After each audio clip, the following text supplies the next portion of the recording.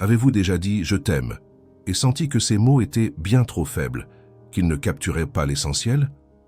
Avez-vous déjà tenté d'expliquer une expérience profonde et réalisé qu'à chaque mot prononcé, vous vous éloignez davantage de ce que vous aviez vraiment ressenti? Osho a passé sa vie entière à en parler, et sa conclusion est dérangeante. Les plus grandes vérités ne peuvent être dites, et à chaque fois que vous tentez de les exprimer, vous les détruisez. Ce n'est pas de la poésie, c'est une description précise du fonctionnement du langage. Et quand vous comprenez cela, toute votre communication avec les autres change. Vous arrêtez d'espérer que les mots résolvent ce que les mots ne peuvent résoudre, et vous commencez à accéder à quelque chose de beaucoup plus puissant. Osho faisait une distinction que presque personne ne connaît. Il différenciait la communication de la communion. La communication, c'est ce que nous faisons tout le temps. Nous échangeons des mots, des informations, des opinions. C'est d'intellect à intellect. Ça fonctionne pour les choses pratiques. Ça a pour coordonner des actions, pour transmettre des données. Mais la communion est complètement différente. C'est de cœur à cœur, c'est de présence à présence, c'est de silence à silence. Et c'est là que les choses les plus importantes de la vie se passent. Pensez à vos moments les plus significatifs. Un regard avec quelqu'un que vous aimez. Une étreinte qui a dit plus que 1000 conversations. Un moment de connexion profonde où personne n'a eu besoin d'expliquer quoi que ce soit. Ça, c'est la communion. Et les mots ne peuvent pas créer cela. Les mots, en fait, entravent souvent cela. Osho était catégorique. La vérité ne peut être communiquée, mais elle peut être partagée en communion. La communication est verbale. La communion est non verbale. La communication utilise des mots et des pensées. C'est une conversation. La communion est silencieuse. C'est le silence lui-même. Et voici le problème. La société entière est construite sur la communication. Les écoles enseignent à articuler des pensées. Les emplois exigent des compétences verbales. Les relations sont évaluées par la qualité des conversations. Mais personne n'enseigne la communion. Personne n'enseigne comment être présent en silence. Personne n'enseigne comment transmettre ce qui compte vraiment sans le détruire avec des mots. Pourquoi cela arrive-t-il? Pourquoi les plus grandes vérités ne peuvent-elles être dites? Osho l'expliquait d'une manière qui a complètement changé ma compréhension. Les mots sont comme des doigts pointant vers la lune. Le doigt peut indiquer la direction, mais le doigt n'est pas la lune. Le problème, c'est que la plupart des gens regardent le doigt et pensent avoir compris la lune. Ils discutent des doigts, comparant les doigts, deviennent obsédés par la forme du doigt et ne regardent jamais la lune. Toute vérité profonde est ainsi. Vous pouvez pointer dans sa direction, vous pouvez créer des indices, vous pouvez utiliser des métaphores et des histoires. Mais la vérité elle-même est au-delà des mots. Et quand quelqu'un s'accroche aux mots, il perd complètement la vérité. Pensez aux disputes que vous avez déjà eues. Combien ont commencé parce que quelqu'un a mal compris ce que vous avez dit? Combien ont continué parce que plus vous vous expliquiez, plus vous vous éloigniez de vous comprendre? Les mots créent des malentendus, les mots divisent, les mots construisent des murs entre des personnes qui, au fond, veulent la même chose. Mais calmez-vous, il y a plus. Et cela va expliquer pourquoi vous vous sentez seul, même entouré de personnes qui parlent votre langue. Osho a identifié un phénomène qu'il appelait la solitude au milieu de la foule. Vous pouvez avoir des centaines de conversations par jour et toujours vous sentir profondément isolé. Vous pouvez avoir des milliers d'abonnés sur les réseaux sociaux et n'avoir personne qui vous comprenne vraiment. Vous pouvez être marié depuis des décennies et n'avoir jamais expérimenté une communion véritable avec votre partenaire. Cela arrive parce que nous sommes tous en train de communiquer, mais personne n'est en train de communier. Nous échangeons des mots, mais nous ne touchons pas les âmes. Nous faisons du bruit, mais nous ne créons pas de connexion. Et l'ironie, c'est que plus nous avons de technologies de communication, plus nous devenons solitaires. Nous pouvons parler instantanément avec n'importe qui sur la planète. Et jamais dans l'histoire les gens ne se sont sentis aussi déconnectés, parce que nous avons multiplié la communication et oublié la communion. Maintenant, je vais vous montrer ce qu'Osho a découvert sur le silence, et pourquoi il est plus puissant que n'importe quel mot jamais prononcé. Osho passait des heures dans des discours, parlait plus que n'importe quel maître spirituel de l'histoire. Des milliers d'heures enregistrées, des millions de mots. Et même ainsi, il disait que le plus important n'était pas les mots, c'était le silence entre les mots. C'était ce qui n'était pas dit. Il expliquait, quand vous êtes en communion, vous n'écoutez pas seulement mes mots, mais mon silence aussi. Et lentement, la gestalt change. Les mots deviennent l'arrière-plan. Et le silence devient la chose réelle. Vous commencez à lire entre les lignes, et c'est ainsi qu'un maître doit être lu et compris. C'est révolutionnaire. La plupart des gens pensent que comprendre quelqu'un signifie traiter ses mots, analyser ses arguments, être d'accord ou en désaccord avec ses affirmations. Mais Osho disait que ce n'est que la surface. La compréhension réelle se passe dans le silence. Elle se passe quand vous arrêtez de traiter et commencez à sentir. Quand vous arrêtez de penser à ce qui est dit et commencez à absorber la présence de celui qui parle. Et voici quelque chose qui va vous choquer. Osho disait que même quand il utilisait des mots, ils servaient seulement à emphatiser le silence. Ils étaient contrastes. Ils étaient cadres. Le silence était l'œuvre d'art. Les mots aidaient seulement à le rendre visible. Les Bouddhas ont parlé. Ils ont beaucoup parlé. Mais toute la parole des Bouddhas fonctionne seulement comme contraste pour le silence qu'ils voulèrent délivrer. Cela change complètement comment vous devez écouter n'importe quel enseignement. Si vous êtes focalisé seulement sur les mots, vous manquez l'essentiel. Si vous analysez les arguments et construisez des contre-arguments, vous êtes complètement hors du jeu. L'invitation est pour quelque chose de beaucoup plus profond. C'est pour entrer dans le silence qui existe derrière les mots et laisser ce silence vous transformer. Mais attendez, il y a une question cruciale. Si le silence est si important, pourquoi est-il si difficile de rester en silence? Pourquoi votre esprit n'arrête-t-il pas de bavarder? Pourquoi avez-vous besoin de musique, de podcast, de télévision, de n'importe quoi pour remplir le vide sonore? La réponse va vous perturber. Vous avez peur du silence, pas consciemment. Mais il existe une peur profonde, viscérale, de rester en silence. Parce que dans le silence, vous vous rencontrez vous-même et vous ne savez pas qui vous êtes vraiment. Toute la parlotte mentale, tout le bruit externe que vous cherchez, est une manière d'éviter cette rencontre. Tant qu'il y a du bruit, vous pouvez prétendre que vous êtes occupé, que vous vivez, que vous communiquez, mais dans le silence, les masques tombent. Dans le silence, vous ne pouvez pas vous cacher derrière des mots. Dans le silence, vous êtes forcé de regarder ce qui existe vraiment à l'intérieur de vous. Osho disait que le silence est le sol juste. C'est là que la transformation peut arriver. Mais la plupart des gens évitent ce sol comme si c'était un désert dangereux. Ils préfèrent le bruit confortable de l'illusion, au silence confrontant de la vérité, et les relations en souffrent. Les couples n'arrivent plus à se tenir silencieux ensemble. Le silence devient inconfortable, pesant, menaçant. Alors, ils le comblent avec des conversations vides, avec la télévision, avec n'importe quoi qui évite ce moment de simplement être présents l'un avec l'autre. Mais c'est exactement dans ce silence que l'intimité réelle se produit. C'est quand vous pouvez être avec quelqu'un sans avoir besoin de rien dire. Quand la présence est suffisante. Quand l'amour n'a pas besoin de déclaration parce qu'il est transmis sur une fréquence que les mots ne peuvent atteindre. Maintenant, je vais vous parler d'un concept qu'Osho considérait comme l'un des plus importants et qui n'existe pas dans les langues occidentales parce que l'Occident ne l'a jamais développé. Le concept est satsang, en sanskrit. Cela signifie être en présence de la vérité, ou plus spécifiquement, être en présence de quelqu'un qui connaît la vérité, pas en écoutant ses mots, pas en étudiant ses enseignements, juste en étant présent. Osho expliquait, le maître est une présence constamment disponible, tout comme le soleil. C'est le sens de satsang, être en présence du maître, dans une communion amoureuse. C'est un mot très spécial qui ne peut être traduit dans aucune langue occidentale, parce que rien de tel ne s'est jamais produit là-bas. C'est uniquement oriental. Pensez-y. En Occident, nous avons des professeurs qui transmettent des informations. Nous avons des thérapeutes qui analysent les problèmes. Nous avons des gourous qui donnent des conseils. Mais l'idée de simplement être présent avec quelqu'un, en silence, en absorbant son énergie, est complètement étrangère.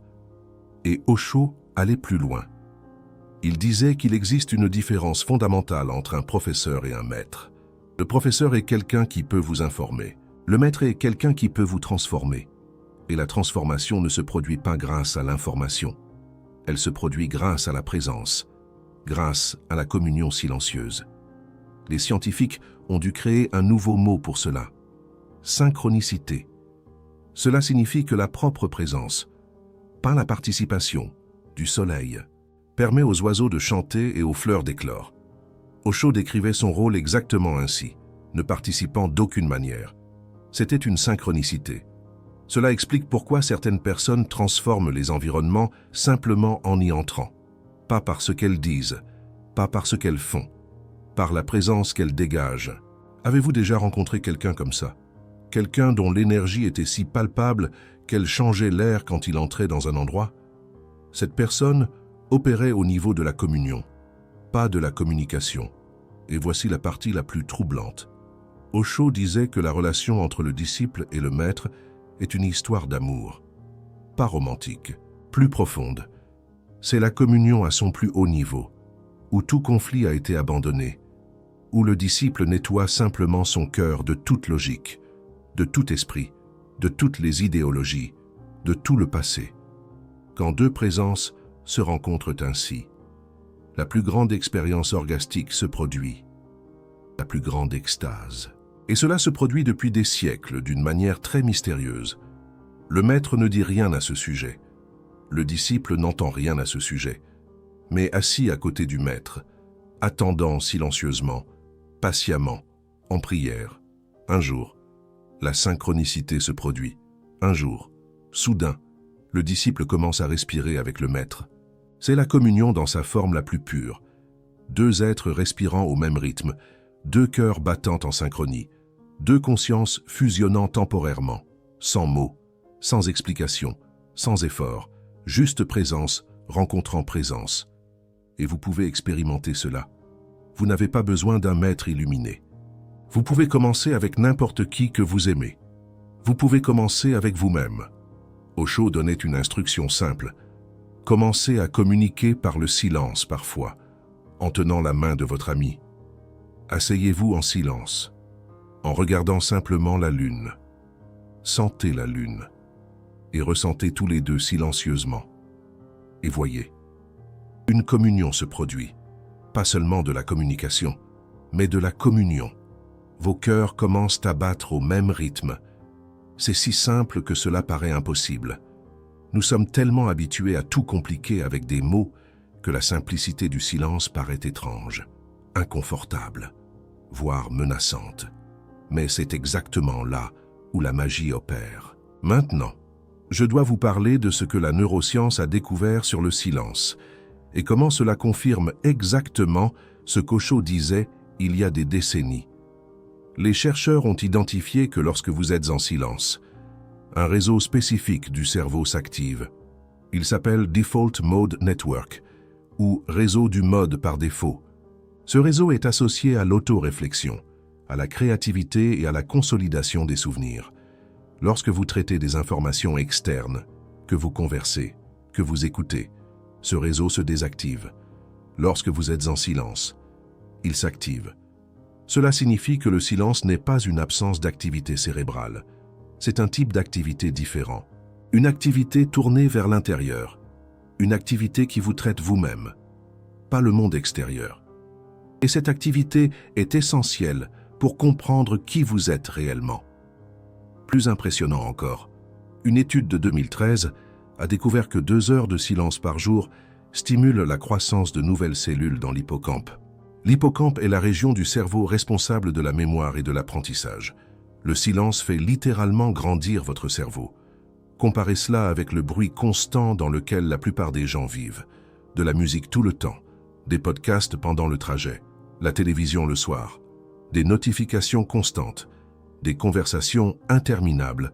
Le cerveau n'a jamais la chance d'entrer dans ce mode d'auto-traitement. Il n'a jamais la chance de grandir de la manière dont le silence le permet. Et il y a plus. Le silence réduit les niveaux de cortisol, l'hormone du stress. Il réduit l'activité dans l'amygdale, la région du cerveau responsable des réponses de peur et d'anxiété. En d'autres termes, le silence vous calme à un niveau physiologique, pas seulement psychologique. Osho n'avait pas accès à cette science. Il parlait à partir de son expérience directe, d'observation intérieure. Et des décennies plus tard, les laboratoires confirment exactement ce qu'il a intuité. Le silence est curatif. Le silence est transformateur. Le silence est essentiel pour un esprit sain. Mais la société fait tout pour vous éviter d'avoir du silence, parce que dans le silence, vous commencez à penser par vous-même. Dans le silence, les publicités ne fonctionnent pas. Dans le silence, le conditionnement se dissout. Le silence est dangereux pour les systèmes de contrôle. C'est pourquoi ils vous maintiennent constamment bombardés de stimuli. Maintenant, je vais vous donner des outils pratiques, parce que comprendre intellectuellement le pouvoir du silence ne change rien. Vous devez en faire l'expérience.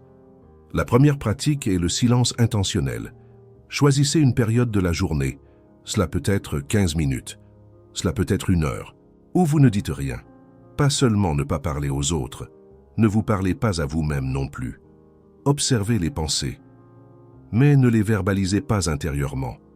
Soyez juste. Au début, cela va paraître impossible. L'esprit va bavarder compulsivement. Il va vouloir commenter, juger, planifier. Ne luttez pas contre cela. Observez simplement. Avec le temps, les espaces de silence vont s'amplifier. Les pensées vont s'amoindrir. Et vous commencerez à expérimenter ce qui se cache sous le brouhaha mental. La deuxième pratique est le silence partagé. Choisissez une personne que vous aimez. Asseyez-vous avec elle. Tenez-vous la main si vous le souhaitez. Et restez en silence ensemble. Ce n'est pas un silence gênant, comme celui de 2 personnes qui n'ont rien à se dire. C'est un silence intentionnel, celui de 2 êtres qui ont choisi de ne rien avoir à dire. Observez ce qui se passe. Au début, il peut y avoir de l'inconfort, le besoin impérieux de combler le vide avec des mots. Mais si vous persistez, quelque chose change. Une connexion différente apparaît, une sensation d'être ensemble que les mots n'ont jamais pu créer. C'est ça, la communion. La troisième pratique consiste à écouter le silence des autres. Quand quelqu'un vous parle, ne vous concentrez pas uniquement sur les mots. Prêtez attention à ce qui n'est pas dit, aux pauses, aux hésitations, à l'énergie derrière les mots. Les gens communiquent beaucoup plus par ce qu'ils ne disent pas que par ce qu'ils disent. Et si vous apprenez à écouter ce silence, vous comprendrez les gens à un niveau complètement différent. Osho disait que vous commencez à lire entre les lignes, pas littéralement, mais énergétiquement. Vous percevez les émotions que les mots dissimulent, les besoins qui ne sont pas exprimés, les peurs qui se cachent derrière la colère, les demandes d'amour qui se travestissent en critiques. Osho, toujours Osho, un guide. La quatrième pratique est le silence en situation de conflit. Lorsque vous sentez l'envie de discuter, d'argumenter, de prouver que vous avez raison, essayez de rester silencieux. Pas comme une forme de manipulation passive-agressive, mais comme un moyen d'observer ce qui se passe réellement.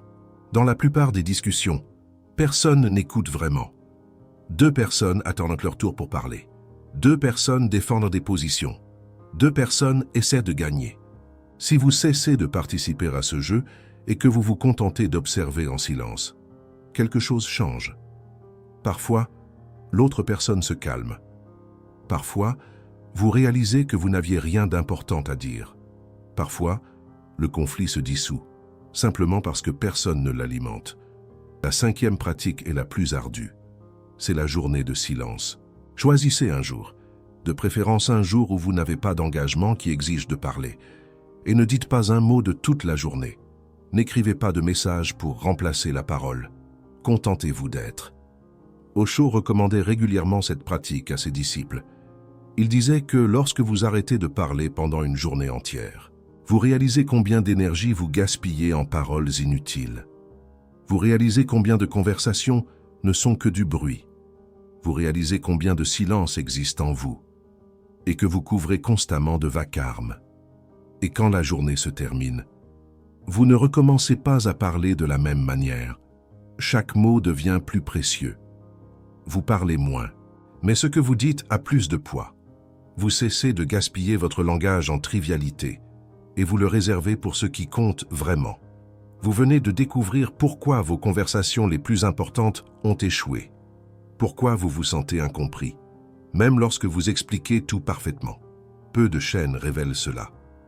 Parce que cela contredit toute l'industrie de la communication, qui profite de votre peur du silence. Quand vous cliquez sur le bouton « Merci », vous ne payez pas pour des mots.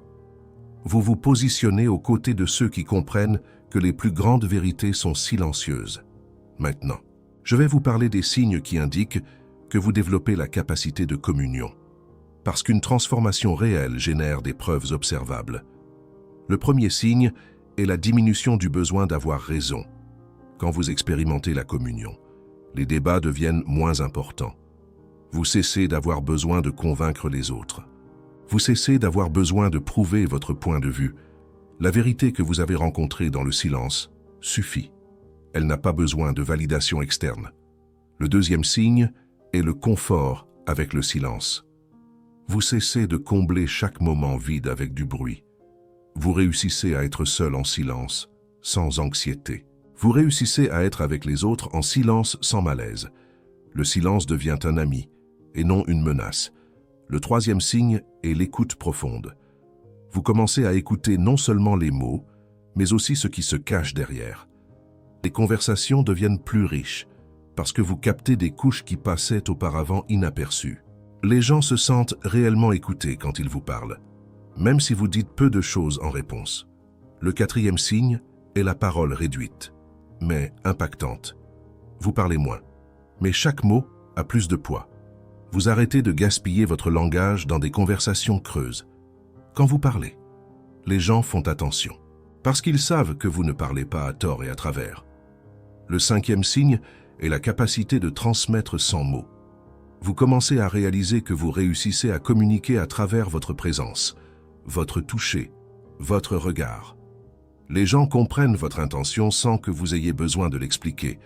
C'est la communion en action. Le sixième signe est la patience face au malentendu. Quand quelqu'un comprend mal ce que vous avez dit, vous n'êtes plus frustré de la même manière. Vous comprenez que les mots sont limités, que les malentendus sont inévitables. Et au lieu de vous battre pour être compris, vous êtes simplement présent d'une manière différente. Le septième signe, et peut-être le plus profond, est la sensation de connexion avec le tout.